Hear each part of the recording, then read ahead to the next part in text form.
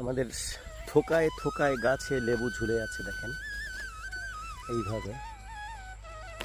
আমরা এখন লেবু ছিঁড়ছি এবং এটাকে আমরা আগামীকালকে আবার বিক্রির উদ্দেশ্যে পাঠাবো, যার জন্য এই পড়ন্ত বিকেলে হচ্ছে লেবু ছেঁড়া হচ্ছে।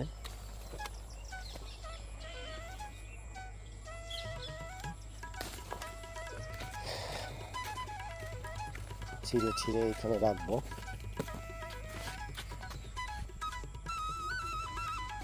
এইখানে আমাদের আর একটা লেবু গাছ রয়েছে, এটাকেও শরবতী লেবু বলে, কেউ গোড়া লেবু বলে, অনেক বড় বড় লেবু। এটাও খেতে অনেক সুস্বাদু, কিন্তু অনেক বেশি বড় হয়ে যাওয়ার কারণে আমি আসলে একটা ডাল বাদে আর সবই কেটে ফেলেছি।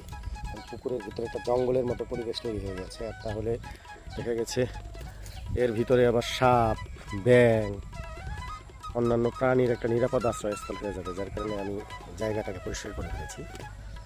এইদিকে আমার গাছে আম ঝুলে আছে থোকায় থোকায়, গাছে পাকা আমও দেখা যাচ্ছে।